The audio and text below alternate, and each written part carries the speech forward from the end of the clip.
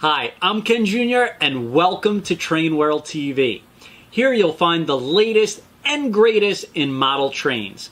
If you're a returning subscriber, welcome back. And if you're new to our channel, we're glad you're here, and I invite you to click the subscribe button and hit that bell notification so you'll never miss a video. Now, we'd also love to send you exclusive deals and special announcements that you won't find anywhere else. So be sure to sign up for our emails, TW text, and stay connected with us on Instagram, Facebook, Twitter, and TikTok. Now, you can find all the links in the description box below or trainworld.com. And without further ado, enjoy today's video.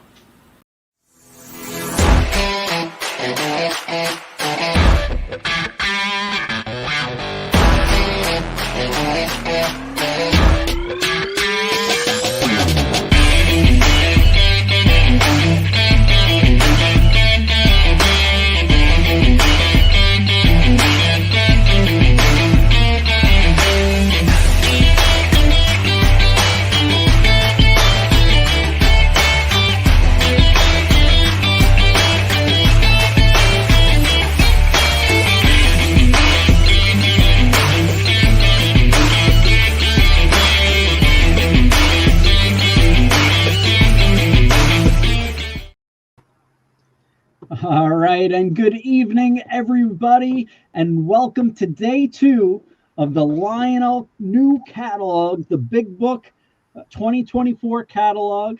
And today we are going to be covering the scale high-end locomotives, engines, and even some scale rolling stock as well, I believe.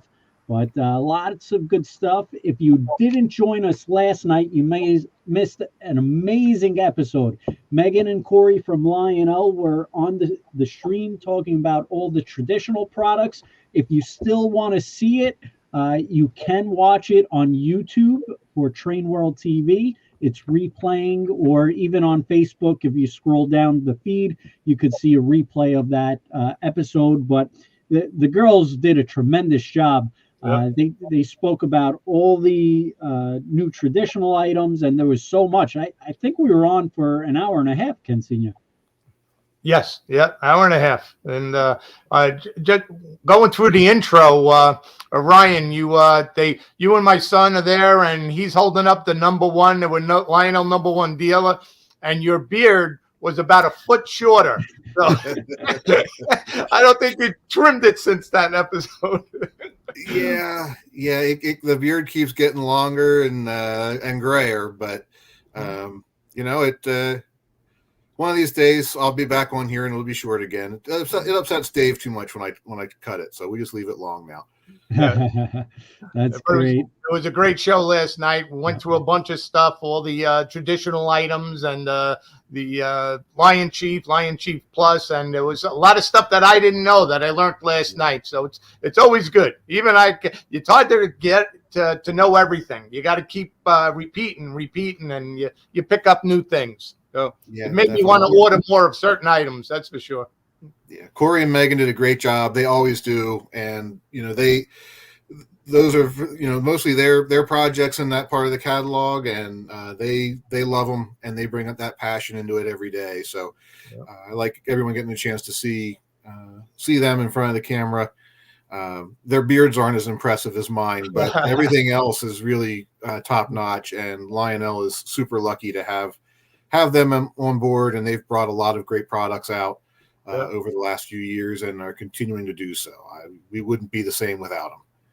Yeah, they're very creative, and they're having fun at what they do. And now that you're getting into more of the Halloween and more Christmas and more Polar, it's just they're having a lot of fun doing it. They're having a lot of fun. And for all the people listening in, thank you for joining in. Thank you for supporting Train World. And don't forget, on this episode with the BTO items, get your back orders in. Very important, because they only make X amount, and then after that, it's like it's a scramble to who gets what at the end of the year.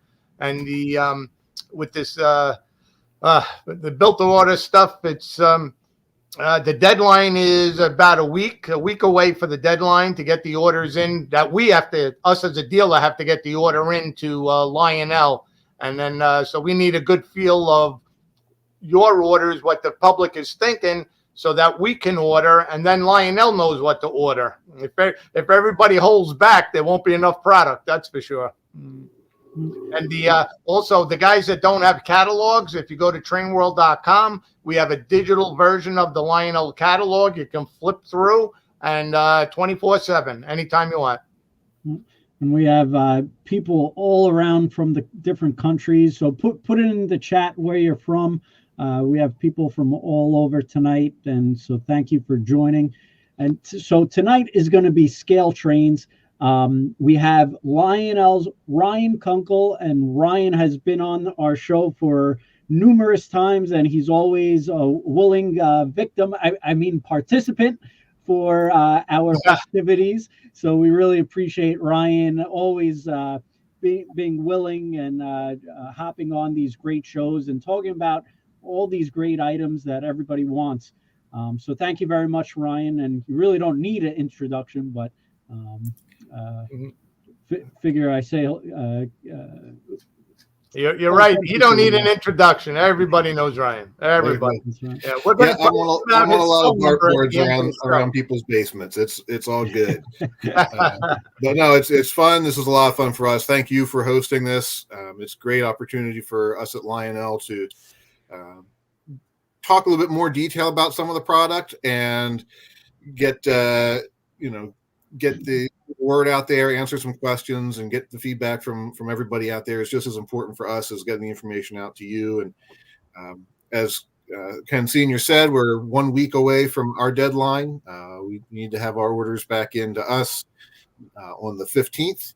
So, you got to choose what you want by Valentine's Day out of the catalog, and then we'll start compiling those orders, get those orders over to the factories when they get back from their New Year's holiday here in a couple of weeks, and get the production schedule together and start building.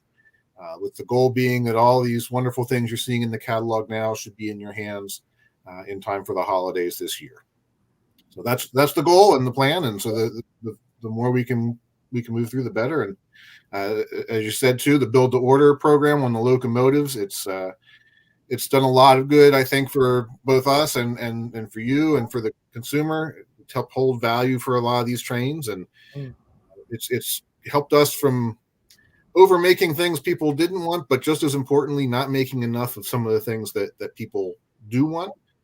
And it's given us a little bit more freedom to branch out and do some obscure road names and things like that people always enjoy too. So there's a lot of good that's come from that program, and definitely helping us along, and looking forward to going through this year's offerings. That's awesome. And last night, before we started the show, we actually did a raffle. We picked out the winner, and the person actually knew my grandfather, but moved to a different state. And so it was a nice raffle that they won a nice Lionel boxcar. And my father's actually picked out another new boxcar. So we're going to raffle off an Angela Trotta Thomas GG1 boxcar with the Train World hat. So we're going to pick out one winner. So type in the chat, Train World or TW is Lionel's number 1 and the state you're from, and put that in the chat, and we'll pick out a winner. So TW is Lionel's number 1 and the state you're from, and we'll pick out a winner for this GG1 Angela Trotta Thomas boxcar and a hat. So we'll pick out one winner. But last night it went to a very nice home, so we were happy about that. And I'm already seeing tons of people. Ben Strain's in the house, and as he usually says on Instagram, drop a bomb. Dashing Dan's. So a lot of people looking for the raffle. Rich, local guy. CT, did we win? So a lot of people already signing up for this raffle. But enough of all that. We have a great lots of topics to talk about, a lot of products to talk about. So you probably don't want to hear me talking, and you want to hear Ryan get to the meat and potatoes of tonight's episode. So let me share our window, and let's click through. And again, this is the new catalog right here for a hard copy. And I guess, Ryan, do you want to talk about the triplexes a little? We can talk about them real quick. These we announced back in October. Normally, in years past, we've done sort of a sneak peek of the Vision locomotive for the upcoming year, usually October or early fall of the year before. This year, everything was in a good condition, ready to go, far enough along in the production pipeline that we had full pricing and everything set, and just decided to go ahead and launch the product early and start taking orders so that we could get the item delivered that much sooner in the new year to keep production moving. So that, because we knew there was a big load coming in the next catalog as well. And so these are already on order with the factory and on the production schedule. These will be are scheduled right now for completion the 1st of July, which would put them in our warehouse middle of August. So if you haven't picked up one of these yet and are on the fence about it, definitely you want to give Train World a call and get one of these on order. The production numbers came in very strong on these. I think a lot of people were looking forward to them. We've had several samples out there. If you got to see us at Springfield or some of the other shows we've done recently, we've had a few of our samples on display. We're still tweaking a few things in terms of code work and sounds. Still a few more sounds to record like for Halloween and things like that. But very good stuff in these locomotives. They've got a lot of great features. You've got the swinging bell, whistle steam, Bluetooth, 4-digit addressing, all that good stuff. But I think the most exciting and newest one is the wheel slip feature under the tender. We have an independent motor control there, and that allows the wheels to actually slip under the right conditions or with the press of a button here with the locomotive as you're running the train. So a whole new level of fun and realism there that you can have with the locomotive. The Halloween was a high seller for us. It's got this great glow-in-the-dark finish on it as well. You'll see some cars in the catalog pages ahead that will pair nicely with that, or some of the other recent Halloween engines we've done. And so I'm really looking forward to this. And Ken, it might be a good time to mention you've got a special product that you just started working with on here that could be a nice compliment here as well. Yep.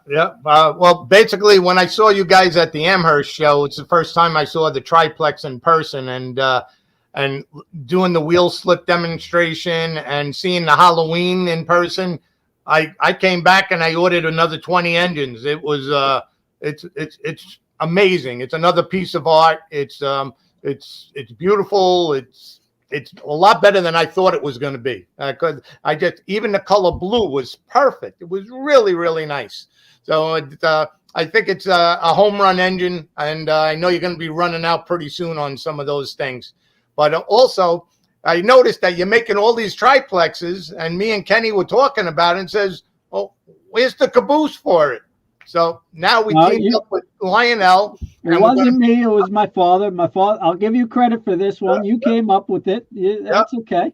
And we're making a custom caboose to match the triplex, and it's going to be spectacular.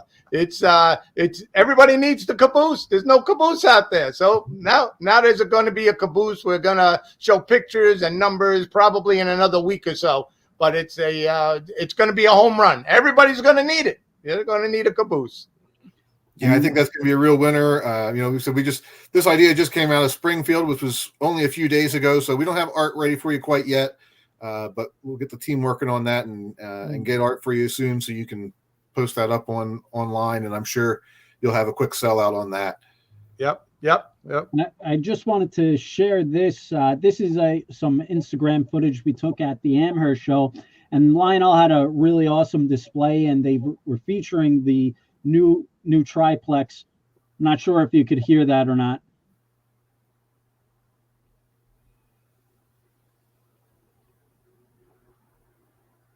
But they had the Halloween triplex on display featuring the wheel slip, and people were just flocking to it. And it's a beautiful looking engine. It's really spectacular. So it's good colors. Even if it's not glowing in the dark, it still looks amazing. It still looks amazing.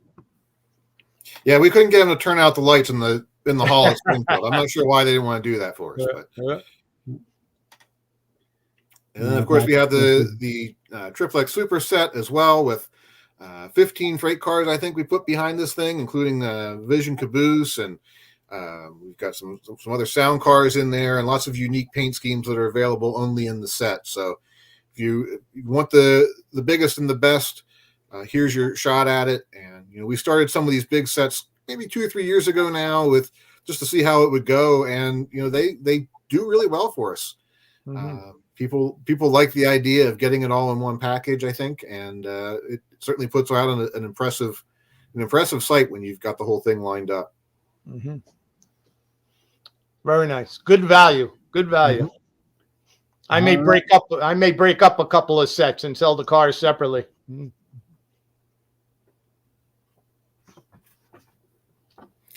All right, so new for the catalog this time, we've got the return of the Berkshire. This is the sort of Van Sweringen or common design Berk. Several railroads had very similar models to this. Of course, we brought it back for the anniversary of the Polar Express, which Meghan and Cori talked about last night. But that always gives us a great opportunity to bring back some other fan favorites like the nickel plate 765 and the real Père Marquette 1225, as well as a few other fun variations on here. So one that we've heard a lot of buzz about, people are really excited for, is our fantasy paint scheme here for the nickel plate 777. If you liked the C&O Greenbrier that we did last year with the orange and the simulated stainless steel, it's going to be very much along those lines, just with that great deep rich blue on the boiler. We had a lot of questions if there will be matching passenger cars to go with this. And I have it on pretty good authority that the guy working on volume 2 right now has something in mind for that. So if you're thinking you need this, but you want some passenger cars to go with, just hold on there. We'll let you spread it out a little bit, get the locomotive now, and the passenger cars will be along shortly. We've also got a DT&I and the 2765, when 765 was done up as a C&O style locomotive for some of the New River Gorge trips. So we did that one in here as well. So some wonderful locomotives. It's always a popular engine every time we do it, and always a sellout. So I think people will really be excited about this one. Mm-hmm. This paint scheme is really my favorite. Mm-hmm. I think this is stunning. Yeah. Actually, the Père Marquette and the silver and blue are running neck and neck on these pages. I couldn't believe how many orders for the Père Marquette. Is there a reason for that, Ryan? Or I don't know. Well, she's still in service and running up in Michigan. And this was the prototype they used for the animation of the Polar Express movie. So that has certainly helped its notoriety. Okay. And it's just a beautiful engine. I've had a chance to see it once or twice. Up there, and wonderful locomotive. Once you see a locomotive like this, you've got to have one of your own. So that definitely helps seal the deal for sure on these steam locomotives. Yeah. Mm-hmm. And we also have a return of the H7, the 2882s. It's been quite a number of years since we brought these back out last time. Really big locomotive, one of the first big, simple, articulated steam engines. New for this run, we're doing several different variations for the C&O. From its as-delivered appearance to the very end and some of the different tenders that they wore over the years. So we've got the early paint scheme there on the Vandy tender. We've got both the long and short Vanderbilt tenders and the Berkshire or Connell style 12-wheel tender there as well at the bottom. Towards the end, they sold off a few of these locomotives as they had surplus, so the Union Pacific picked up a good bunch and ran them for a number of years. The RF&P picked up a couple of them, and they used them as hump yard engines in Pot Yard. So that's why they had the real short Vanderbilt tender with them.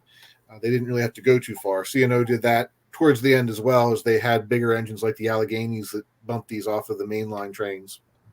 The Rio Grande version's a bit of a stretch, but they didn't have any of the actual H7s, but they had a locomotive that looked very similar to this with the right details on it. So we figured it was definitely close enough that it had the right look for our Rio Grande fans to bring that locomotive into the lineup. So these are nice engines, real big locomotives, some different details than before. You can run these on Legacy. Of course, you can run them with Bluetooth as well. So you can run one of these on the Universal Remote or just download the free app on your phone. And it gives you not certainly all the same controls as Legacy, but all the things that you use most often, your different sound controls and volume control, speed. You can even set momentum and speed limits and things like that through that app. So it gives you a lot of great options with the Legacy engine right in the palm of your hand if you're just getting started or want an easy way to run things. Mm-hmm. These are big, monstrous. Yep. Very cool. And for something a little smaller, we've got our 460s coming back again. I like to rotate these things through periodically. We get a lot of requests. It's interesting that we've said this before, but when I started with the company, we couldn't sell anything smaller than a Northern. It seemed like, everyone wanted the big stuff and the big stuff only. And not that those engines don't still do well, but we've definitely seen a rise over the last few years in people who enjoy a full Legacy featured engine in a size small enough to go around 031 or 036 curves and not look ridiculous. Mm-hmm. And these 460s definitely fit that bill. So we've got a variety of new road names here. The model itself is based on a New York Central prototype, so we've got that, of course. Other roads had some that were very similar. And then we've done a few what-if schemes or some throwback schemes, sort of like steam engine heritage units, if you will, for things like the New York Central and Hudson River, which is a beautiful engine with the older Russia gray boiler, the older sort of turn of the century 1910 style lettering, and we've done some nice passenger cars recently that will match some of these, and so they'll be real. Of course, we've got the CNJ and the Blue Comet there, another striking paint scheme that looks good on these smaller engines. Beautiful. I think these two paint schemes are just unbelievable. This is really sharp looking. Mm-hmm. Different. There's something about just a little bit of color on that boiler that really dresses up a locomotive. Yeah. The Western Pacific too. It's just it's a nice proper steam locomotive that looks well tended and cared for, and simple but proper. Yeah, and the pinstriping is very classy. And it's affordable. Yeah. And then, of course, we've got a B&O as well. Again, a bit of a throwback to an earlier era on the 460s. And then to go with it, we've got 6 passenger cars, 3 two-car sets here, decked out in the royal blue paint scheme. And this was a neat train. It was the premier way to travel by coach between New York and Baltimore and Washington. It started off on the CNJ, then went to the Reading, and then the B&O. And the cars themselves never carried the train name, railroad name on it. They were just labeled the Royal Blue Line, and they used the state seals of New Jersey, Pennsylvania, and Maryland to denote which railroad owned which car. So you'll see that depicted on the cars here.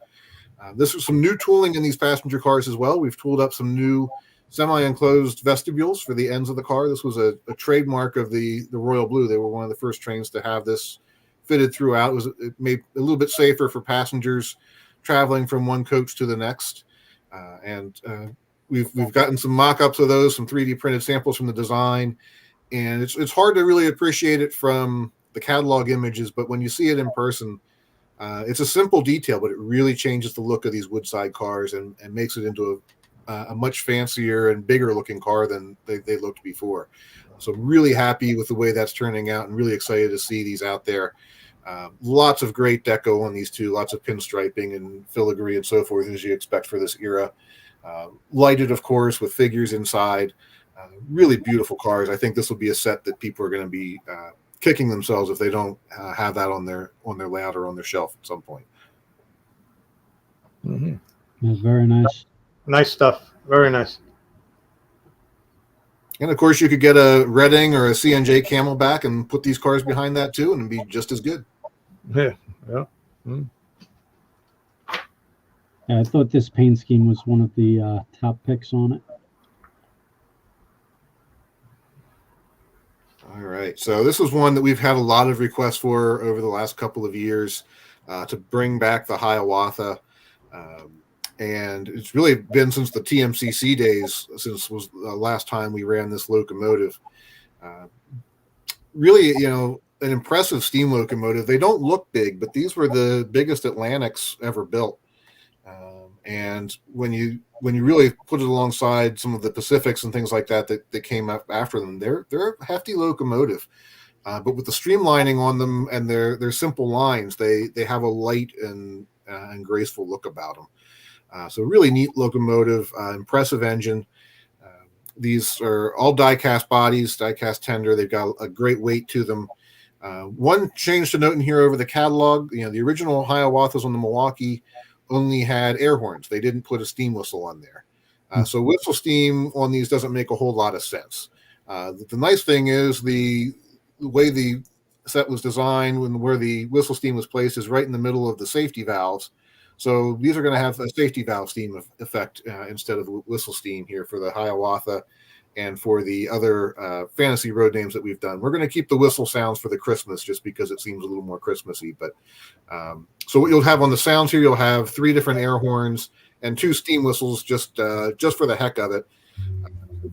Some people who want their steam engine to sound like a steam engine and not an air horse sound, you'll be able to change that around like you can now with all of our legacy steam locomotives. You have the 5 different selectable whistles.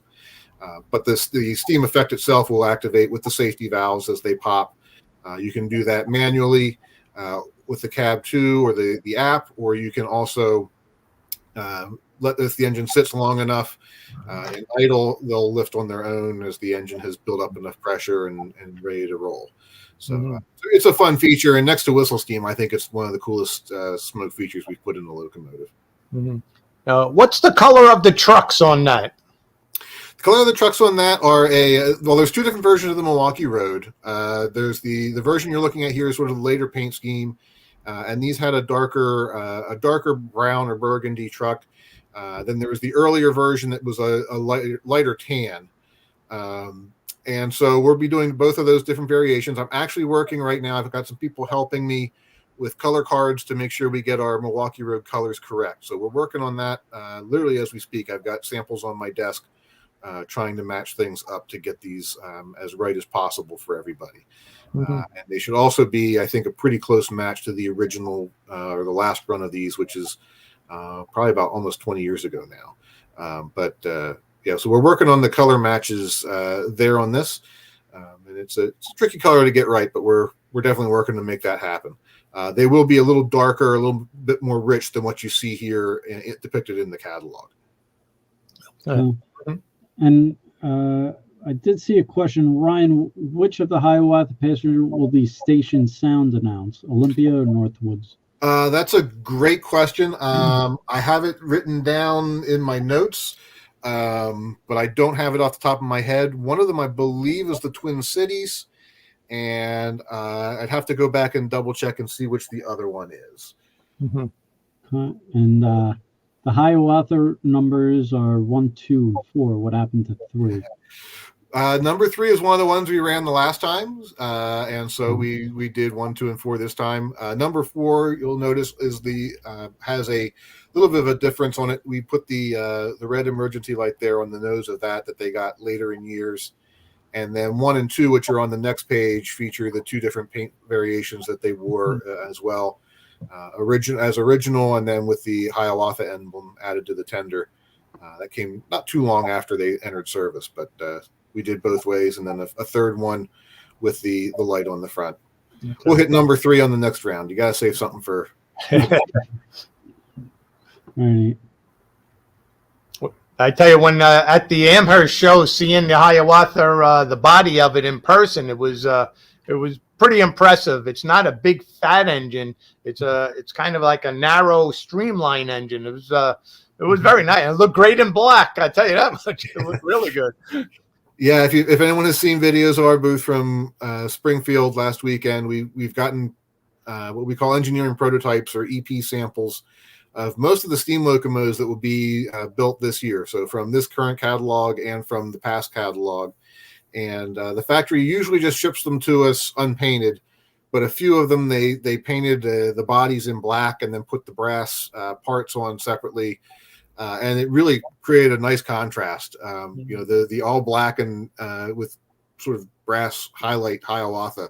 Yeah. It has a cool, mean look to it. I mean, it looks like something Batman would want. It's a really cool looking locomotive. So it's got us thinking about maybe some future special runs.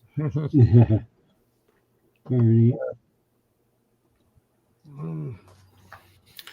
And knowing that we were going to do this, we did come up with a few other fantasy schemes as well. None of these are really accurate to any specific locomotive, but they resemble engines that the Seaboard or the Chicago Northwestern here had in service of different reel arrangements, but similar overall styling. And so we thought we'd do some what-if Hiawathas for some of these other railroads and the passenger cars to go along with them. And it's probably worth noting on the passenger cars, this is a return to the 18-inch aluminum body passenger cars. It's been about 7 or so years since the last run of these, and we still have the tooling. The conditions are right. We thought we would give these a try. You'll notice these are all painted bodies, so that gives us a little bit more leeway to try some aluminum cars. People have been talking about wanting these back for a long time, so I'm hoping that the orders reflect that. And if it does, then there could be more aluminum body cars in the future. But it definitely made sense with this train, especially with that distinctive beaver tail observation. To do this right, we really needed the aluminum body cars with that tooling versus trying to put a dummy, stand-in observation for anything else for the Hiawatha. It just wasn't gonna work. So that was the reason for bringing these back and bringing the locomotives back at the same time. Now, is this engine black or dark green? It's a very dark green. Okay. Yeah. Okay. Mm-hmm. Very cool. Looks good. A Brunswick green. Yeah, it is about a Brunswick green. Certainly, I think even darker than a Pullman green. Mm-hmm. I'm a Pensy guy. I'm a sucker for dark green locomotives. The Seaboard's Streamliner was it's one of those engines that I can't decide if I love it or I hate it, but it was definitely distinctive. And it looks cool on this locomotive for sure. This train will have the Orange Blossom Special announcement. That one I do remember for some reason, probably because I'm a Johnny Cash fan, but very neat looking locomotive. Again, these will all have the safety valve steam effect. You've got the smoke. You've got all the other wonderful things going on there. A cool piece on these engines too is you can open up the nose. The streamline cowling in the front opens up into two pieces, and then you've got the smoke box and all that detailed inside there as well. So neat little locomotive. Very nice. And it's different, something unique. Mm-hmm. All right, the hot dogs. Hot dog. This one I had to do mostly so we could do the passenger cars. We've had a lot of people saying I need passenger cars to go behind all of these different 49er inspired and Challenger inspired locomotives we've done over the past few years. So these are going to look great if you've got one of the Challengers or the FEF coming. Great set of passenger cars to put behind there. And lo and behold, we finally put the Streamline Union Pacific paint scheme on a Streamline locomotive. Maybe not the right Streamline locomotive, but we got it on the Streamliner, and it's a pretty hot looking engine, and I'm sure one that will do really well. And Joseph is asking, will these be LED lighting? Yes. All the passenger cars will have LED lighting. That'll be another upgrade from the last go around. Peter loves the hot dog. That's it. It's funny because on pre-order, the numbers don't jump out, but then once it comes in and people see the hot dog paint scheme, everybody goes crazy. It's like they see one video of it or a picture of it, and or they see it in person, and it's just unbelievable.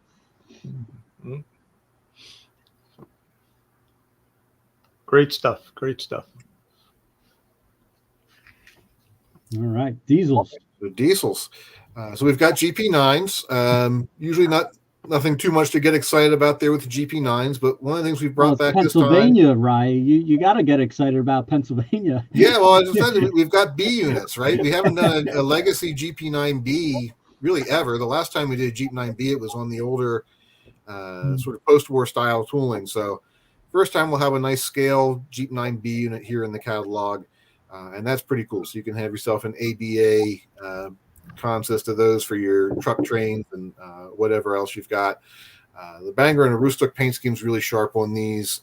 The M&STL sort of harkens back to some of our earlier productions too. As we get ready for 125, we've been looking through a lot of past catalogs and older product, and it's inspiring some of our color scheme choices and things like that already, and that's certainly how this one came to pass.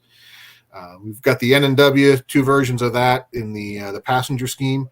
It doesn't show in the catalog. These will have the separately applied discs on the front and rear of the locomotive with the N&W Herald there that these had in passenger service. Just didn't make it into the catalog art here.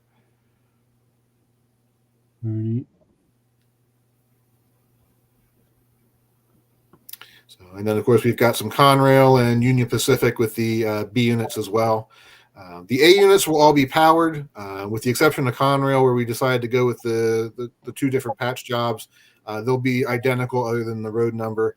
And then the B units will be non-powered, but they'll have our super bass sounds in there. So if you've had any of our super bass units in the past, you know they provide sort of a beefier, lower bass increase, low volume engine. You can really crank up and get that bass going in there, and it'll be a nice mix in with these Jeeps, or you could pair it up with Jeep 30s or anything else that you'd like in a mixed consist. They're very easy to mix and match with these early diesels. So a real fun engine, and it also made it easier on us because fitting the second cam motor in there for the front truck with that narrow cab was going to be a challenge. So it made a great excuse to make these super bass units for the Bs. But you get the sound. You also have the light and the smoke, so they look right at home in your train as you're running them in there with the powered units.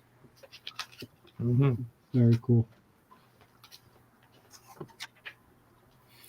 All right, and then we've got a nice long parade of ET44s here.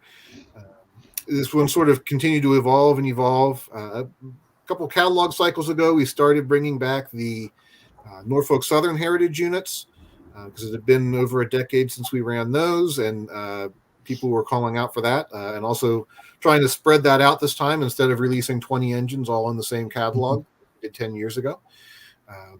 But as we were releasing more and more heritage units, we were also getting the call for some of the regular actual stock paint schemes that there have been so many special paint schemes on these locomotives over the last few years. It's been a while since we ran sort of the big 5 or 6 traditional road names in their regular paint. So we put some of those here in the catalog as well.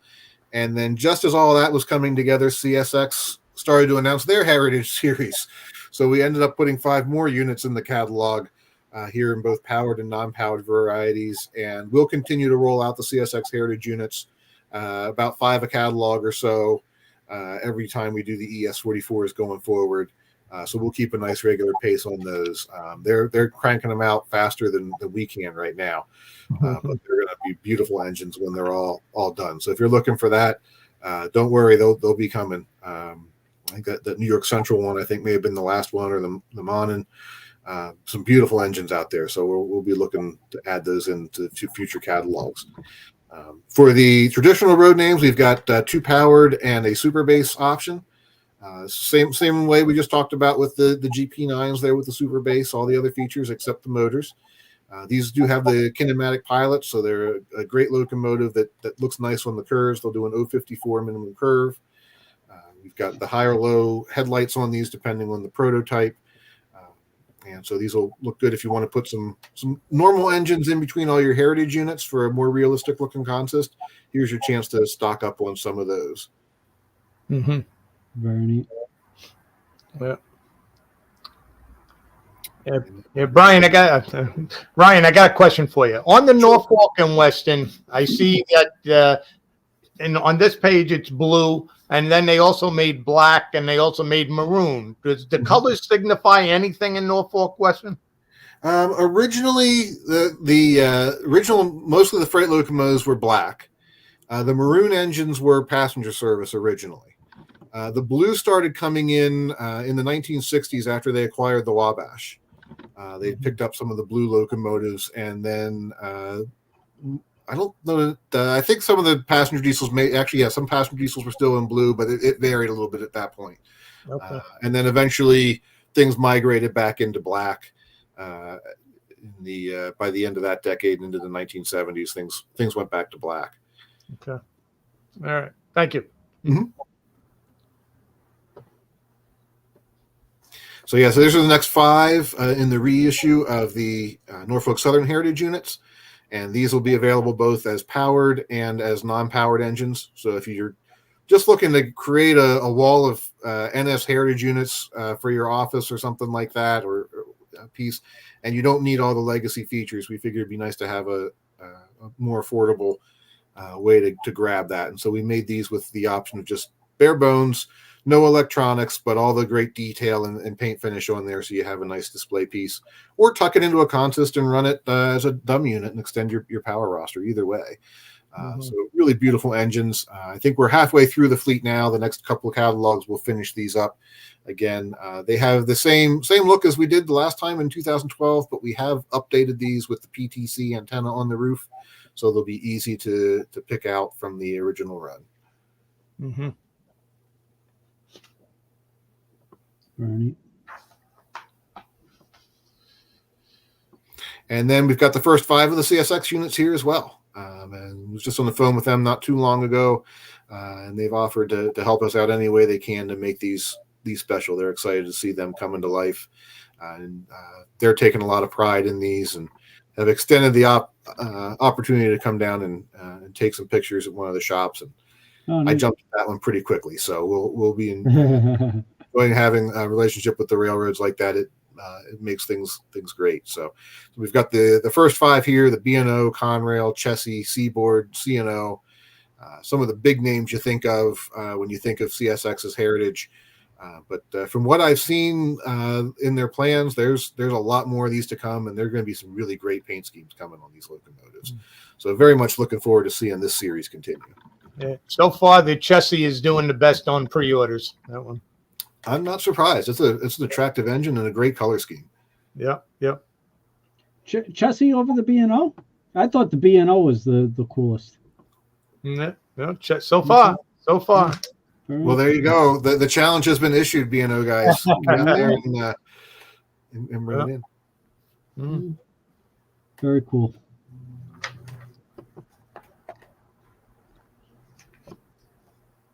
Okay. See what people are saying.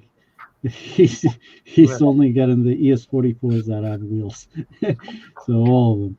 Yeah. Chessie system. Very cool. Yeah. Everybody's telling Chris Montana to buy a train. Poor Chris. I don't know that he needs that much coach. I really don't know how much prodding he needs but it's nice to have people helping you spend your money. I've seen about 5 comments recommending how to spend Chris's money today. Kenny, I just want to mention that in the for you guys who get the O-Gauge, who don't get the O-Gauge Railroading magazine, they did a nice article on the 3 custom engines that we're making: the Flying Tigers, the Greenbrier, and the Texas Special. Don't mess with Texas. So these are some of our custom items that are still taking back orders on. You can go on our website and take a look at these. And they also did a great article on the Lionel E8s in the New York Central in that seafoam green color. Try and find these engines. These are tough to get right now. So it's Lionel's been making some great product. Yeah, those your custom SD70s should be on their way here to us now. I believe. I think they got loaded into a container right before the factory shut down for the holiday. So they'll be here probably in another 6 or 7 weeks, and on their way to you. There are some pretty cool looking paint schemes in there. You guys came up with some real winners. Yep. So I like being creative. Me and Kenny, we can make something different. Yeah. So we've got some SD45s back again. A few new details in the packages here. Some new nose headlights, a new cab for the Reading unit with the extended cab for the dual control stands. I don't think that's been done in too many scales before, let alone O scale. So that's had a lot of people excited about that. There are some paint updates on that one as well. It's probably a question you all have had. What happened? We had the art done on a stand-in piece, and then the designs came in the day before we had to send the catalog off to the printer. So we did a quick rush job to get the art on the right template, and a couple of things got missed, like the number and the B-line lettering should be black and not green, and that's been corrected on the art. It just doesn't show that way in the virtual. So up at Springfield, we had a nice talk with some guys in the Reading Tech, and they're helping us out with some color cards and things there as well. So we're going to make sure that we get our colors and details right on these units. Definitely want these to be sharp. I've had a lot of people interested in them, especially with the corrected details on there. And it's a paint scheme we've had a lot of requests for since we started making SD45s. That and Rio Grande and Frisco, I think, were three of our top requests over the past few years. So hopefully they're doing well for you guys too. Right. These are also all available, 2 powered and 1 super base unit with the same features that we've talked about. Very neat. I like the Rio Grande colors. Yeah, it's a sharp paint scheme. When they weren't black from soot, they were really good looking locomotives. Yeah. There's a lot of road name specific details on these as well, from just the normal rooftop details and things that we do, but also we've got different side frames, different handbrake locations, a lot of different pilot details on these, headlight locations and so forth, especially on those SP units. The SP units here represent some of the rebuilds in the 1990s that they were doing. So lots of really cool options on here that make each one unique from the other road names. It's not just a generic locomotive body. Yeah. Frank actually has a good idea. The Royal Gorge paint scheme would be interesting. Yeah. And, Frank's doing the Reading B-line service. All right. E6s. All right, some good classy passenger power here. Some more good stuff for the B&O folks. We've got a set of E6s here, the E6AB, and then the Super Base B unit. So with our E6s this time, packaged them sort of depending on how the railroads ran them. Milwaukee, for example, they only had the 2A units. We did a Super Base B unit anyway, just for those who may want it. But a lot of railroads ran these as AB sets or sometimes as ABB sets. So depending on how the railroad most commonly ran them, that's how we packaged them, as opposed to always being an AA and a B or so forth. So you'll see some of that in here. The other neat detail that we're doing here for the first time is these will have the option for a fixed front pilot, so that you can mount that right on there and you won't have the swinging pilot on the front of the locomotive. And with that nice long raked nose on these engines, I think that'll be a really cool feature to have, so you don't break up that great nose line, which is kind of their calling card. A lot of buzz on the General Motors units here as well. These represent an A and a B unit that were at the 1939 and 1940 World's Fair. And so in 1939, it was an A and B unit, if I'm remembering all this correctly. If I'm not, someone I'm sure will correct me in the chat. And they were painted in a very simple silver and scheme with red accent stripes and seaboard lettering, because that's where these were headed after the fair. And the B unit, one side was fitted with, I guess, either glass or plexi panels, so you could see the people coming into the pavilion could see the inside of the locomotive without having to get up inside of it. And then between shows in 1939 to 1940, The B unit left, and the A unit was repainted red and yellow, and again had the see-through sides on one side. So they made the see-through there, and it was just a single unit for this second part of the show. So we wanted to do that, and we thought it would be kind of cool to have it in the two different paint variations, and then the B unit as well, but also to do a clear finish on the side so you would see the legacy electronics inside the locomotive. And it's been a while since we've done a see-through or clear Lionel engine, so this kind of hit that as well. It'll definitely be a neat conversation piece for people to look in there and see all the things going on inside the locomotive. There's something unique, different. Then we've got a couple of other great road names here too. We've got the Rock Island and the City of San Francisco. The City of San Francisco was a joint operation between the UP and the CNW and the Southern Pacific, if I'm remembering all that correctly. And they ran that as an ABB set. And then the Rock Island, again, we've had a lot of luck lately with some of their later paint schemes. And so we're doing another great mixed match set here with the one unit that got the gold wings in the front, and another similar unit with the yellow wings and the darker red and the black lettering, and then to really mix it up, the B unit in the bright red paint scheme. So lots of cool engines, and of course the great thing on these Rock Island locomotives is when you see them mixed up in a consist in the train, no two of them ever really seem to match towards the end there. If you've picked up our Quad Cities rocket set from last year, you could certainly beef it up with another B unit or an A unit here with these. You also see these mixed in with F units all the time on passenger and freight trains by this era. So some really great stuff there for Rock Island fans. And we've got a quartet of the Al Capone cars as well if you want to do a nice Rock Island train. So really fun road. How come they're called Al Capone cars? Because they were built in the era when Al Capone was notorious in Chicago. Okay. And they were still in service about 50 years later. That's when they started to take on the name because they had such a long history. I'm sure he probably rode one or two of them at some point. Maybe that's where he stashed his cash. Who knows? Also, this was the anniversary of Sopranos this year, and they were rerunning the series of that. And and I don't know if you guys caught the episode that was filmed in our Long Island store, Trainland, the last season, the Blue Comet episode.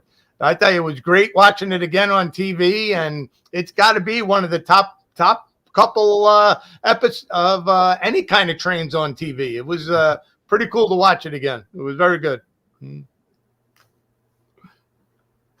And I know a lot of people don't get HBO out in the Midwest and stuff. It's kind of like a Northeast thing, I think. Yeah, it's a cool thing that you guys had the opportunity to do that, and it is like you say, it's iconic. Yeah, really piece of cinema history. Yep, and train history, toy train history. Let's put it that way. And then we've got one more set of E6s here, standing in for the Burlington's E5s, which were the only ones to get the stainless steel carbide with the fluting on there. We're going to do the shadow line paint effect to do the simulation for the fluting sides on here with the simulated stainless steel finish, that metallic silver that we use. I think it's going to turn out to be a beautiful locomotive. And the shadow line effect really does capture the look on these. And we have the matching 21-inch passenger cars to go along with them. Of course, they'll be in the same paint finish, so they should be a nice seamless set. Another really great looking passenger train for Midwest diesel and passenger lovers. Yeah. I didn't know it was going to have that silver finish to it. I think a lot of people, once they see it in person, are just going to snap it up without a doubt. Yeah. Very nice. Very nice.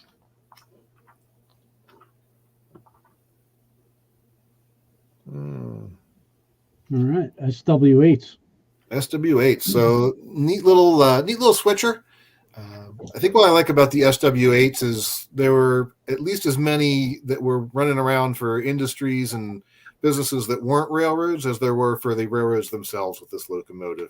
And so we've had some fun. We've got some great different paint schemes on here. Reading and Northern always does well. We've got a lot of friends working up there. Erie, Lackawanna, Ready Kilowatt on the Detroit Edison should be a fun one there.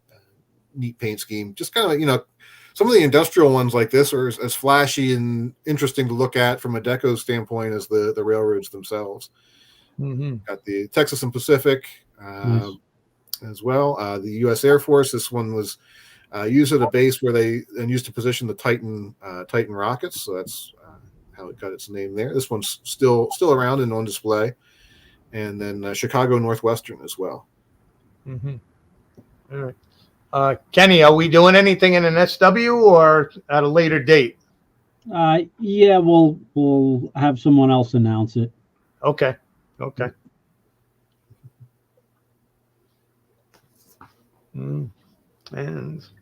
the U28Cs. Here's one that we have not done in a long time. Glad to bring this one back with some. This has a lot of great different prototype variations on it as well, especially in the lighting packages. So you've got simple ones like the Pensy, and then the Southern Pacific that never saw a light option. They didn't want on the front of their engine. So we've got that going there. 2 road numbers in each of these. And this is a good representation of most of the paint schemes that the U28s wore for the different railroads over the years. So one we haven't had in the catalog for a while. Nice breakup from SD40s and SD45s. Nice to throw some GE U-boats in here every now and then.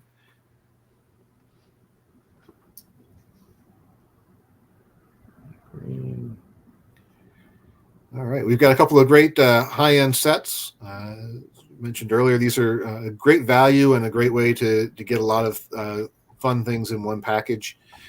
Our nickel plate fast freight set, you've got one of our legacy Berks, and then a lot of fun in here too. You've got a Vision stock car, which has the loading and unloading sequences for the cattle. Right behind that, we've got our new Hotbox reefer. This is completely redone electronically, uses our new soundboards and full command control. So you also have loading sequences and things in here, but as you're going along, you can activate the hotbox sequence where you'll get the squeaking noises, and then eventually you'll start to see the smoke unit kick on and the lights flicker over the truck to simulate the hotbox in action. And there's great dialogue that goes along with it. And then you have to stop the train and fix the problem, and then you can continue on. So there'll be a lot of fun with that. A great play value in the car. All new sounds, all new electronics. Completely same concept as we did on the version 10, 15 years ago, but in a much more enjoyable and interactive fashion now. Then we've got the TOFC car, a box car, and a Vision caboose there to bring up the markers. So everything from the locomotive to the caboose, you've got all sorts of things talking at you as the train goes around. No matter how many times you run the engine around the layout, the train around the layout, you can have a different sequence each time and really have a lot of fun with this one.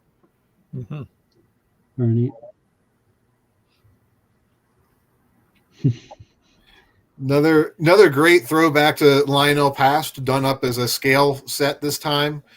We've got the glow-in-the-dark AEC Atomic Energy Commission train set here with the GP9, gondola with 2 of the glow-in-the-dark loads, the Freight Sounds boxcar that'll have the normal clickety-clack sounds that we do in our Freight Sounds cars, but we're also going to put a Geiger counter sound in there because we just thought that would be fun. The tank car and the caboose, and then, of course, if you want to expand the set, we've got the add-on B unit as well. That you can pop in there also. So everything that you see in there that's not painted red on the set is in a glow-in-the-dark finish, so you'll have that fun look by day or night. And I was surprised. This was one that we had a lot of comments on when we introduced it. So I hope you're seeing that in sales too. If it's as popular as everyone, as I think it's going to be, then certainly some more add-on cars for this down the road would be something we would look to continue. Yeah. I was a little hesitant myself, but the orders came in very good on this set.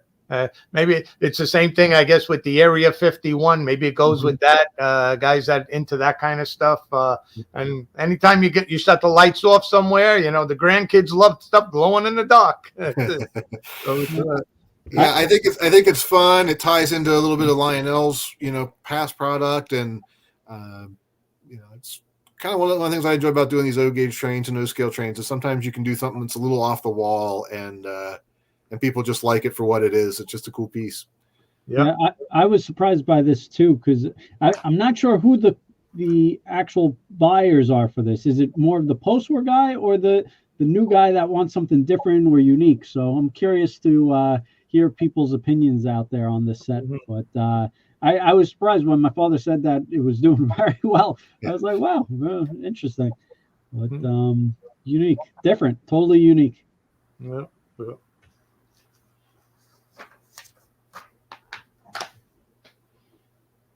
Very cool. And then another set that's had a lot of good buzz around it too, the City of Miami. I think one of those streamliners that a lot of people don't think about right away, or maybe don't know about, but as soon as you start to look at it and see the train, see photos of the train, and especially the interiors and whatnot, it really jumps out at you. It is a beautiful train, Chicago to Miami streamliner. It was the first of the bunch that was all diesel powered the whole trip, and a seven car consist, all coach. There were some neat things in the cars as well, and we've done some new tooling for the combine and the coaches to get the look right for these cars that we wanted. I think the combine was my favorite. It was in the train reserved for women and children, and so there's actually even a room up in there for a nurse's station who was on board in the train for the trip.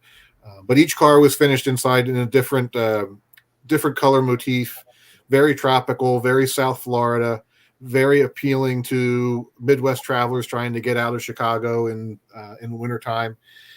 And between the Illinois Central, the Pennsylvania, the NCNSTL, Florida East Coast, the Louisville and Nashville, and I know I'm leaving another one out there somewhere. There were 3 trains amongst the different railroads that ran on a daily schedule. So each train left a different day of the week, but there was a 7-day-a-week operation to get to and from Florida. And it was a neat operation when the railroads sort of worked together to do this. And a little bit of competition, but a lot of cooperation. And we've done the Southwind and we've done some of the other equipment, but we hadn't done the City of Miami yet. And I think of all the trains, this one may have been the most special and the most spectacular. So really happy to bring that one into the lineup. It was a 7-car train. So if you get the set itself, you got the locomotive and 4 cars, and then there's a 2-car coach add-on and a Station Sound Steiner add-on to complete the consist. So you can have the full 7-car train. Mm-hmm. Yeah, and actually it went from Chicago to Miami, so it actually may be another Capone train. It could be his retirement train. Mm-hmm.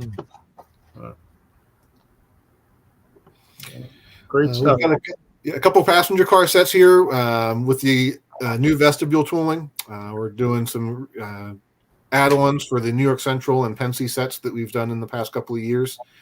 They were some of our best sellers, and both of these roads had the cars with the semi-enclosed vestibules as well, so we figured why not do a couple of 2-packs there for those who already have those sets to add on. So they'll be in the same colors and will match the cars that we released a year or 2 years ago, depending on the road name.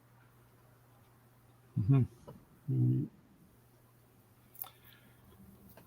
And then again, sort of keeping with that theme of having a little bit of fun, I know we had Meghan and Cori on last night talking about all their great Looney Tunes product and Acme and all of that. And I remember these cartoons when I was a kid too. I said, I think some of the high-end scale guys would enjoy having a little bit of fun with Wile E. Coyote and the Road Runner here as well. So we've got 4 Acme-themed cars that all play off of those wonderful products that Acme was always delivering.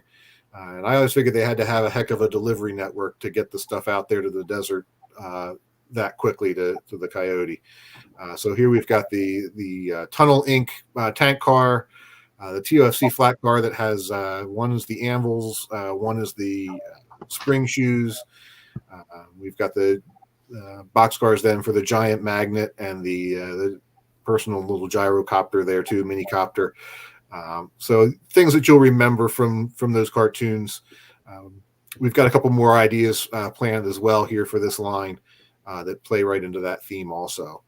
Fun cars, but done in such a way that they will look at home on a a normal looking freight train. So if you've got all your Union Pacific and Pennsy and Chicago Northwestern PS1s and you put one of these in there, it's not going to stick out like a sore thumb. But as you watch the train go by, it'll definitely turn a few heads and get a chuckle or two out of folks, without looking too colorful and too crazy. Mm-hmm. And then we talked about the hot box reefer a little bit with the nickel plate set. We've got 4 more varieties here, separate sale. I'm really excited about this car. I think once people get these, it's going to be a hit for them. If you like the Vision reefers and things like that, this takes it to another level entirely. And so we've done it in some of, again, the popular paint schemes that people have been buying a lot of over the last few years. So you can add one more action car to your consist behind your big boy or your cab forward or your Niagara, whatever the case may be. We've got some fun reefers there for you with just a tremendous amount of play value and all the great scale detail on there as well. I hope we don't get a return for their wheels burning up. The bearings will not actually go bad. You will not actually burn off your wheels with this. Cool. And it's going to smoke, right? A lot of smoke will come out? Yep. There'll be a smoke unit inside the car that releases above the truck, so you get that smoke effect from the overheated journal. Mm-hmm. Yeah. Looks good. We've got a couple more great milk cars here as well. We showed a few of the Christmas and holiday cars yesterday, but we've got a couple here that are prototypical for the Erie and NC and STL, and then a couple more sort of freelance ones for O'Leary's Dairy in Chicago, and then the Strasbourg version, which, although fictitious, sort of fits in with that line in its earlier days and its earlier history with the all the great dairy farming we have around there and taking that milk to market. Strasbourg milk car certainly seems plausible. Mm-hmm. Very good idea.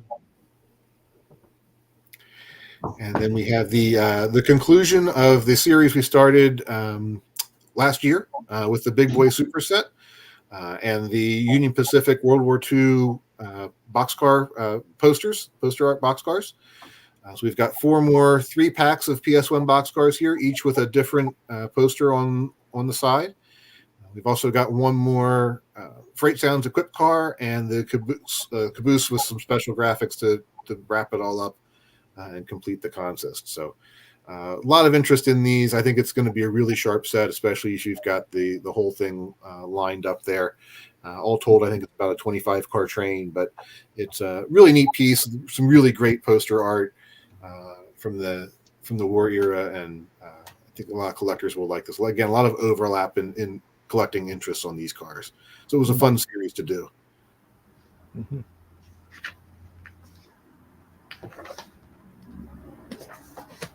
Very nice. They're really beautiful cars. Mm-hmm. Each one tells a story. That's what it is. Yeah, each one tells a little bit of story. I think we saved the best for last with the Freight Sounds boxcar here. Yeah. It's a kid playing on the floor with his electric train when Dad comes home in his railroad uniform. And the kid's saying, "Look, Dad, my train hauls tanks too." Really cute one that I think if you're only going to get one, that's probably the one you'd want for your layout. Mm-hmm. This caboose is beautiful. Yeah, a lot of requests to do something with the caboose with the flag, and again, this sort of it fits the theme of the keep them rolling that you see across all the posters.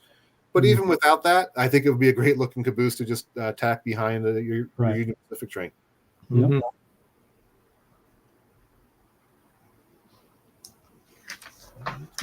The more Freight Sounds boxcars. These work with these. You don't need any control system for these. You put them on the track, and they start making noise as they roll around the layout. They'll give you the clickety clack sounds as the train is in motion.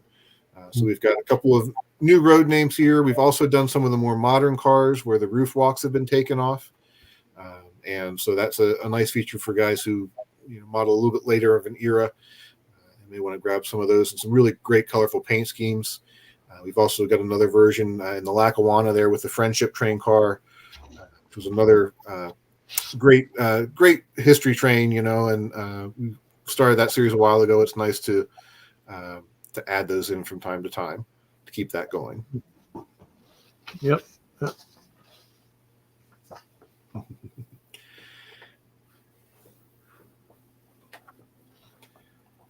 Is that gold? It is gold. There was the Havelock shops of the CB&Q had won an award. It was a gold car award. I can't remember what it was for. I think it was probably a safety award or something to that effect. And so the railroad gave them permission to paint one day's production of cars gold, and for 8 cars done this way. So there's a few photos of them out there, but definitely kind of a neat piece that will jump out at you in a train, and one that's prototypical. Mm-hmm. The Great Northern Car too is one of an experimental series of paint schemes. They tried, I think, about 6 to 8 different paint scheme combinations. We're calling them the circus cars. This is one we haven't done before, so another fun piece there that would be a neat, unique standout. Very nice. A lot of guys like the big lettering because they can see it when they got a big layout. They can see it from a distance. Yeah, or when your eyes start going bad, like mine. Yeah. So we had some fun and came up with some great obscure names here for our 8,000 gallon tank cars as well. All of these are based on prototype cars, if not identical to our tooling, very similar, and some wonderful colorful paint schemes here to help break up a consist or also look nice in that period consist of simple cars with just some nice graphics on there. nice. And then our TOFC cars as well, with the dual trailers. Some of these are road names we haven't done before or in a long time. Some are familiar road names, but with some newer deco on the trailers, just to break it all up. Very nice.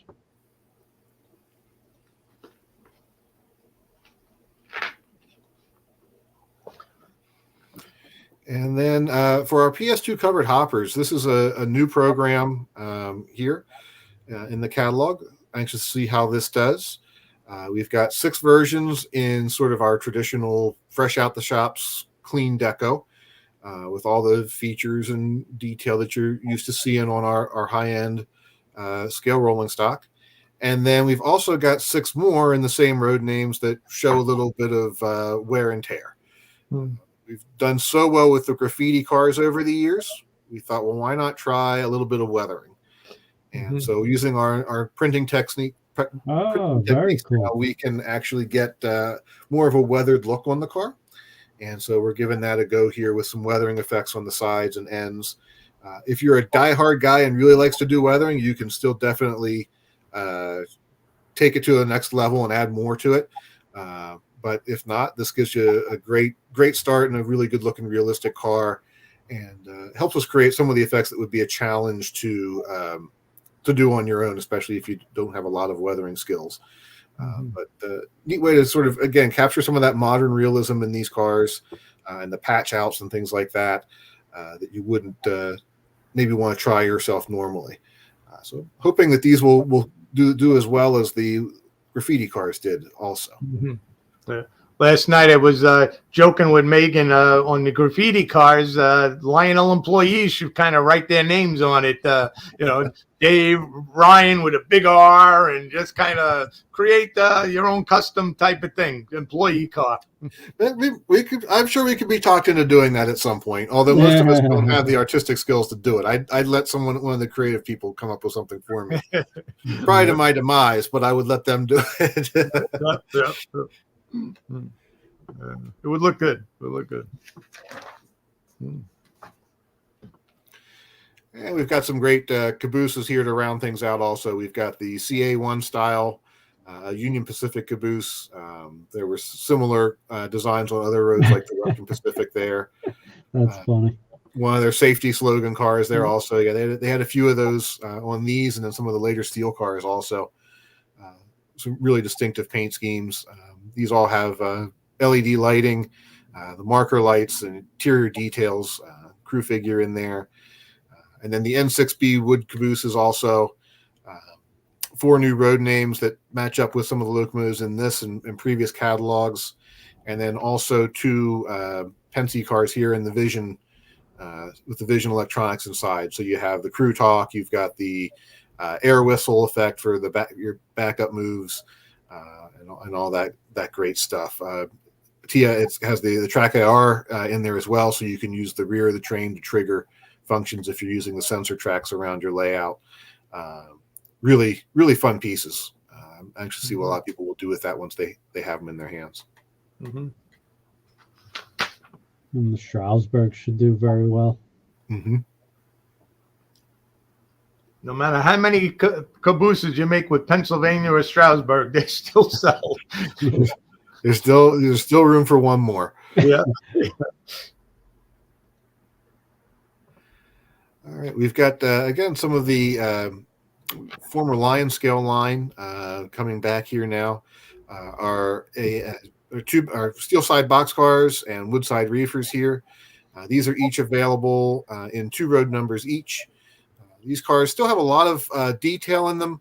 They're scale proportioned, not quite as heavily detailed as some of the cars on the previous pages, and that helps us keep the cost down a little bit more on them. So if you're building up a long train that's whizzing by at toy train speeds, some of those separately applied grab irons and brake details on the bottom of the car don't really stand out as much. So this is a great way to build out your fleet in some colorful paint schemes and more reasonable pricing.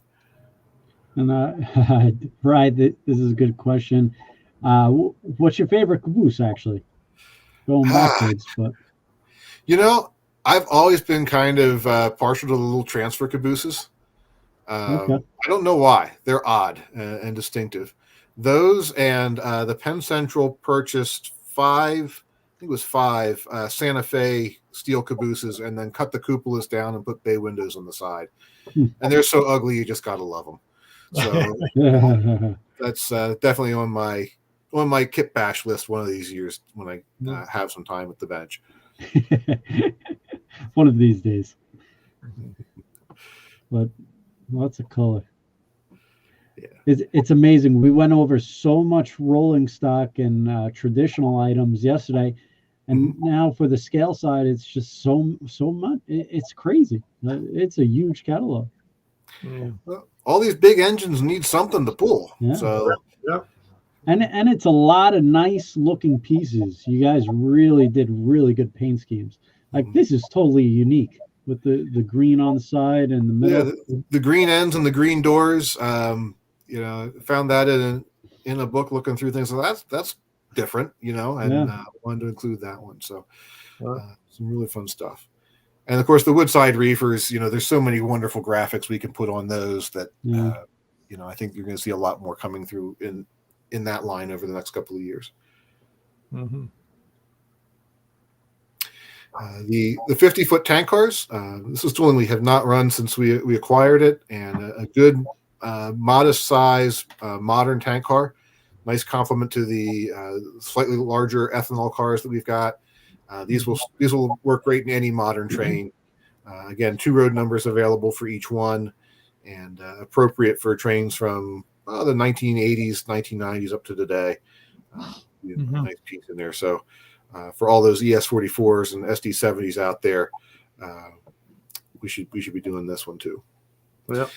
And then for the 2-bay hoppers, we've got a assortment here. Now these will be available as a single car or in 2 3-packs. So if you want to build a larger coal train, you've got 7 different numbers available to you there, all with the same deco, obviously, just road number changes. And 4 great road names here. The Eries go back nicely with the triplexes that we did earlier. We've also got some Milwaukee Road, nickel plate, and CNO. And if you're modeling some of those roads, you can never have too many hopper cars. So we may need a bigger warehouse. Holy cow. Wow. It comes in and goes out with those pre-orders. The more pre-orders, it just kind of like in and out, in and out. Oh, that's a lot of product. A lot of product. Unbelievable. Very good. Ryan, that was a lot to go through, but a lot of great stuff, a lot of great picks. There's a lot more, man. There's a lot more. Yeah. Actually, definitely splitting this up between the two nights was the way to go. Yeah. Any plans to do a LNG tank car? Yeah, we will. We've got some more tank car plans. Dave and I are looking at even bringing back some of the Vision cars and things like that too. But as we've redesigned the sound systems and whatnot, there's a whole host of stuff that I'm not supposed to talk about yet. That's on the radar. And Nude actually had a good question on the North Pole Central milk set. Will the passenger combine do 031 or 042? That's a great catch. The combine would do 042. Everything else in that set would be fine on the tighter curves, but the combine is probably best at 042. I don't think it would go around an 031 curve. It's a pretty good sized car. They're about 15, 16 inches in length. So it's a good length car. I don't think it would look good on 031, even if it would snake around it. Kevin had a question for my father and I. If you could buy one set that we reviewed, which one would you buy? I'm assuming you're talking about a premium set. I would say the City of Miami set. I think that's totally unique, different. I think that's pretty cool. It really haven't really seen it in model trains, so it's pretty unique. What about you, Ken Senior or Ryan? The Polar Express set for sure. Yeah. Ken, you got to flip to page 130. 130. You gotta go. Keep going. Oh, there's more. Yeah, they mixed it in with the Christmas Polar Express. Okay. Yeah, I know Cori and Meghan covered some of that last night, but happy to go through it again in case anybody missed it, thinking it was only in the traditional stuff. All right. You can't leave yet, Ryan. I'm fine. There you go. Right there. Go back. There we go. Okay. Yeah, so we've got some great scale Halloween items here in the catalog as well. All done with Meghan's approval, of course. We've got 6 more of the passenger cars. These have the same details. They have the semi-enclosed vestibules to keep the ghosts safe, I guess. But some wonderful Victorian era detailing on these cars. These also have the glow in the dark finish, so they'll look great behind the Vision engine or other power. We didn't put figures in these. It didn't seem right. So we put we have ghosted silhouettes of departed passengers on board the train as well. I think that'll be a fun touch here with these cars. But the detail on these is really pretty cool. If you like the color scheme came out really good. You guys did a good job. Yeah. And you can't even tell that it's like a glow in the dark until you shut the lights off. You just right. Unlike the Area 51, the AEC set, these really have sort of a natural looking finish to them in normal lighting, so they don't stand out or look plastic or anything like that. They look like a nice car. Yeah. Good stuff. And we've got the caboose, of course, that goes back real nicely with that triplex for the Erie. And then we have the Dr. Acula's milk car as well.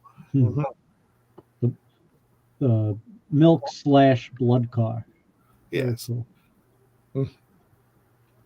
And then, of course, it's the Polar's 20th anniversary.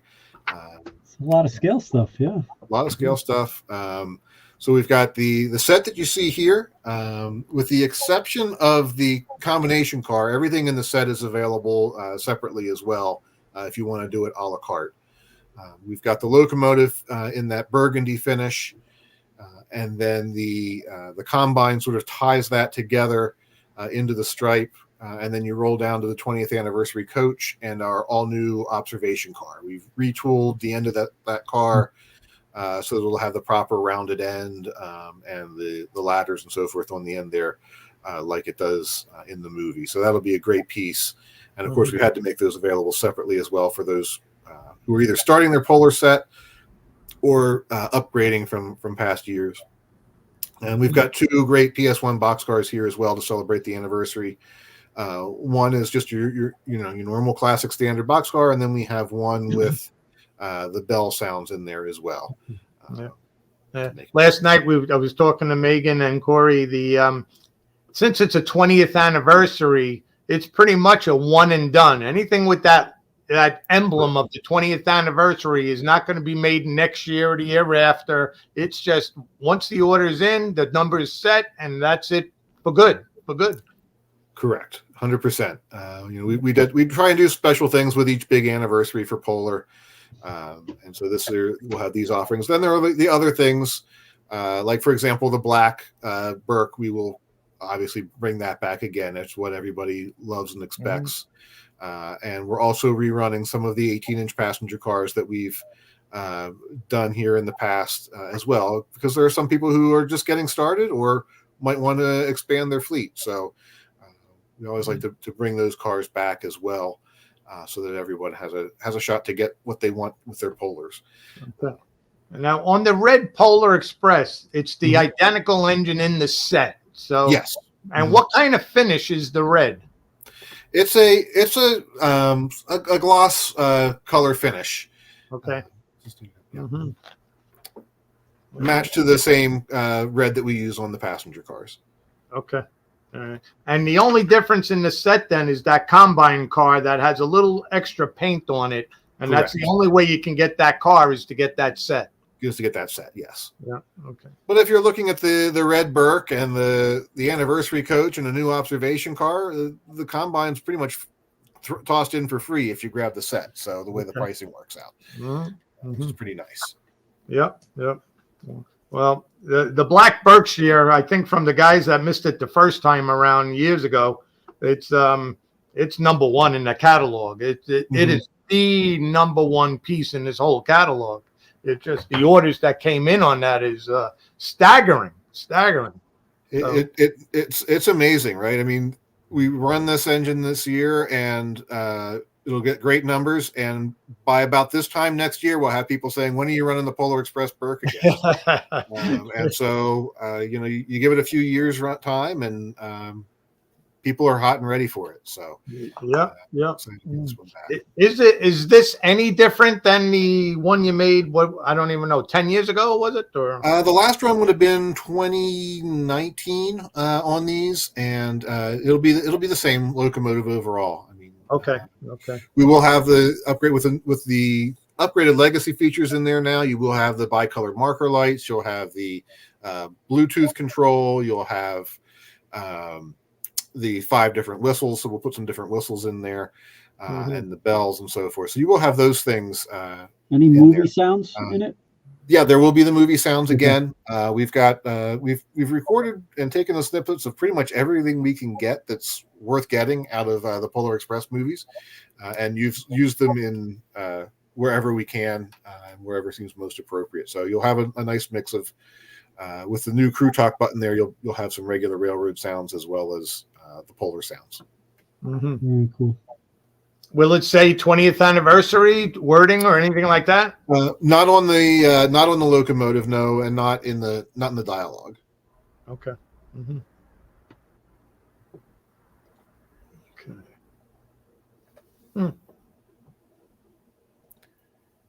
And of course, we have as they covered last night. Go back and watch Meghan and Cori cover the traditional world of Polar as well. We've got a lot of great things there in Flyer and in HO as well.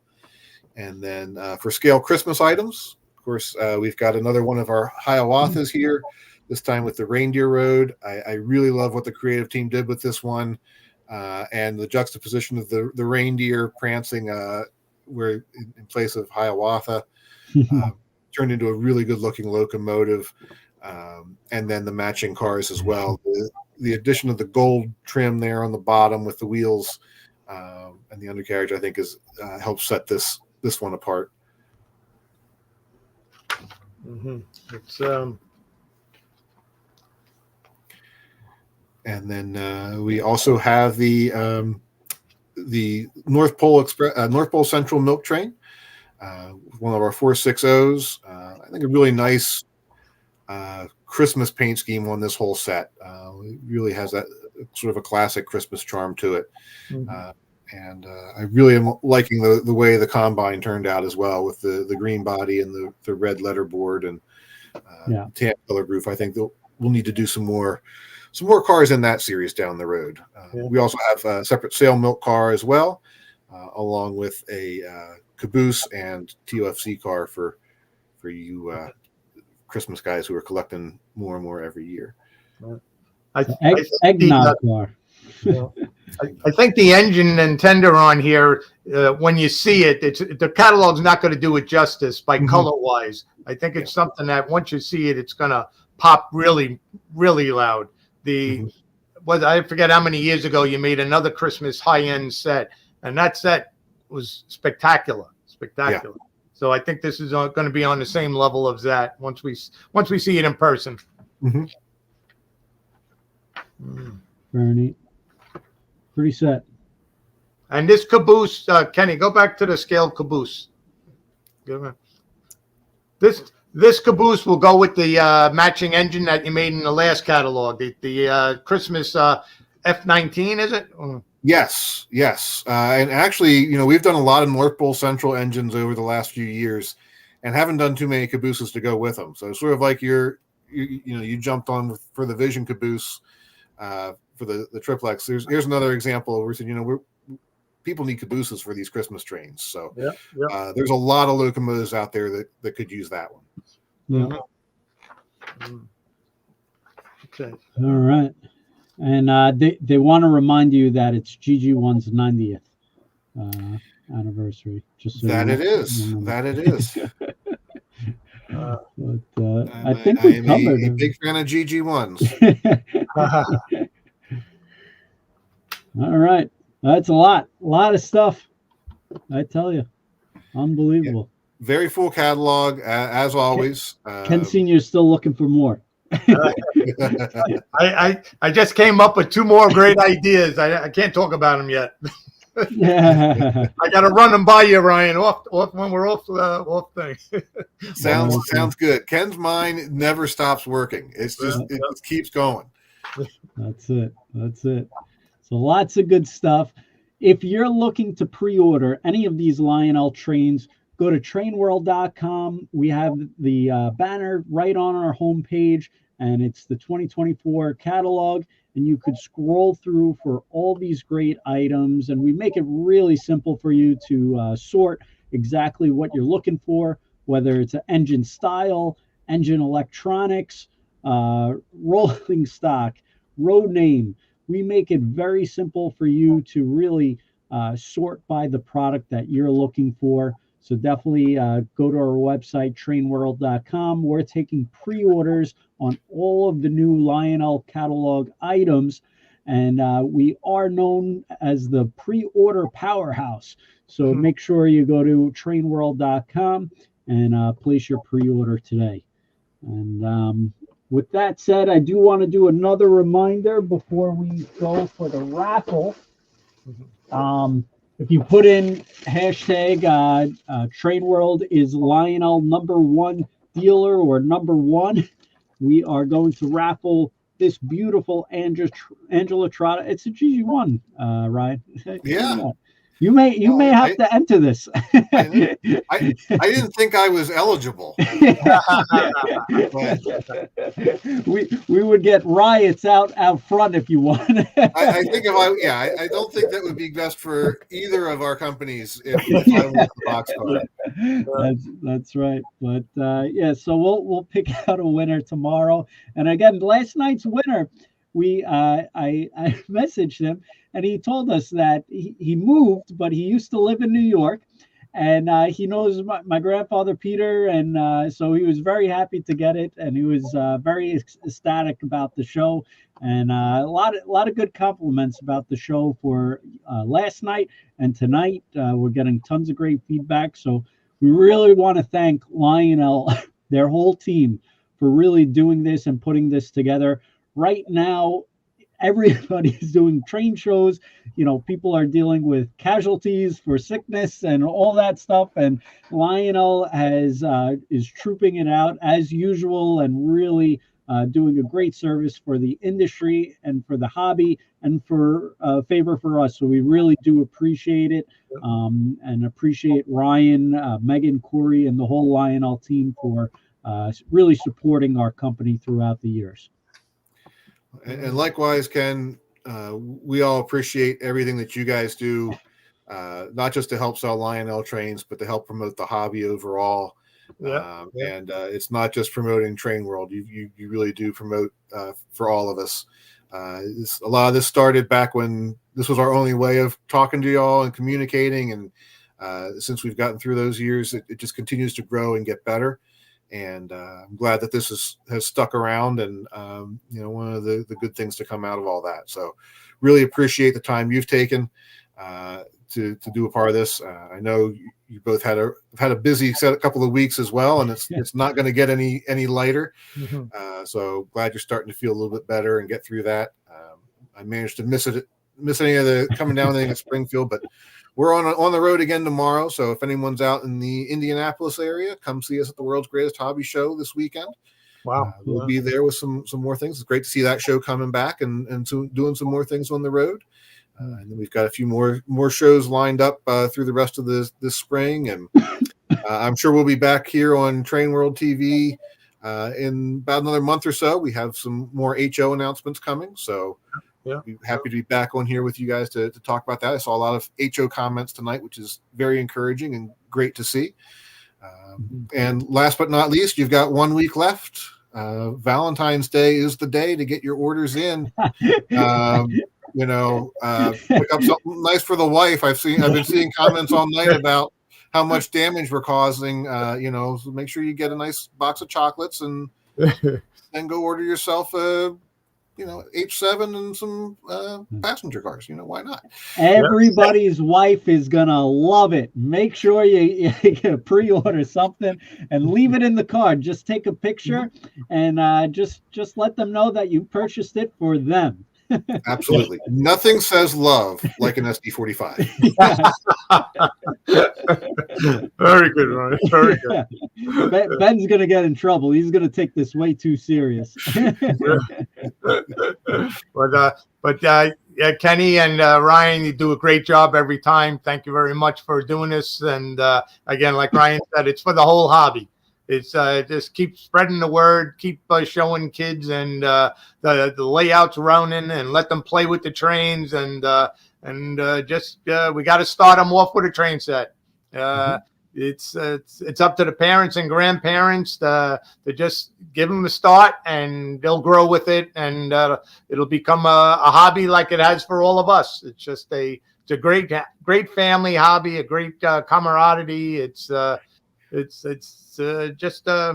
I'm glad my father and my mother started it for us. I really do. It was perfect. That used train set that turned out to be worth more than they paid for it. And they just keep rolling it over. It was good times. But thank you, everyone, for being support for Train World. And go to trainworld.com to look at the new catalog or to place an order online. And Kenny, you want to explain anything else to them?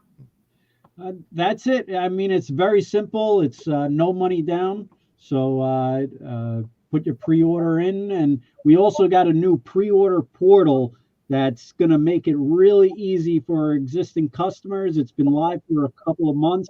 My cousin Anthony's been working hard on that.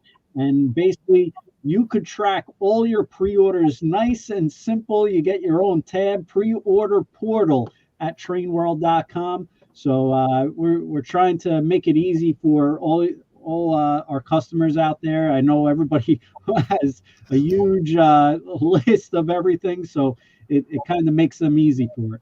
Oh, one more thing, Ryan. The base 3. Base 3 Yes. is in production. We have passed all of the testing, and the boards are in production now. Of course, we got a little bit of a pause with the Chinese New Year holiday, but that as soon as everyone gets back, the factories are going to be working on that full speed. And we're hoping at this point, we're targeting June or July here in our hands for you guys. Okay. So we've jumped through every hurdle now, but actually building it, and nothing could ever go wrong there. I think I'm pretty confident at this point, though, that we are on the right track. Dave and his team have been doing an amazing job working on that. It's been a long project. There were a lot of things that got thrown in there that were not expected with COVID delays and processor shortages and parts obsolescence of parts that hadn't even hit the market yet. But we've gotten through everything. We actually put in an additional order right on the back of this. So because the initial orders production run of these was all but sold out before it even arrived here. So we've ordered an additional 2,000 units on top of what was already ordered, so that we'll have these in stock for a little while once they get here. So there won't be any delay on anything there when they do show up. If anyone has seen us at some of the shows recently, Dave has been doing some demonstrations with that, with the app, and the setup on it couldn't be easier. I mean, I can figure it out, so I know it's you guys will have no trouble with it. And it really is an enjoyable system to use, and it pulls a lot of things together. And what it does now is really only just the beginning for it. We have a lot of things planned down the road that simply would not have been possible with the current base 2 technology. Even if we could have been able to build those anymore, it was at the end of its road for progress. So this is opening a new door to a lot more great things to come from us over the years ahead. So I'm excited to finally get that out and get that into people's hands. I know it's been long awaited and long overdue. It will be worth the wait, and it'll be the start of even more good things to come. So the future is very bright from where we're sitting right now in Lionel. Yeah, well, I tell you, as soon as you announced it, we ordered plenty of them, so I know we're going to get them first, without a doubt. So if you got your back ordering with us, you're going to get them. You're going to get them. Oh, believe me, Howard has already said when that container gets here, it's getting turned quickly and going right back out the door. So no worries there. Just tell the truck driver to go to New York. That's Start in New York. Send whatever's left down the Concord. Got it. I thank you both very much. Dad, I want to thank you very much for being on these 2 shows. Really appreciate it. Always fun to be on with my father and talking trains and sharing that with Ryan. Ryan gets to be in the man in the middle and going back and forth with all of us. And Ryan, thank you very much for always being on these shows. As usual, it's always appreciated. And you could get all your Lionel 2024 catalog items at trainworld.com. Make sure you put your pre-order in. Deadlines Valentine's Day. So don't forget it. 2 big important things on Valentine's Day. Don't forget your spouse, and don't forget about the Lionel pre-orders. So get them in. And we thank you very much, everyone, for joining tonight. And have a great night. Okay. Thank you. Thank you all. Thanks, everybody.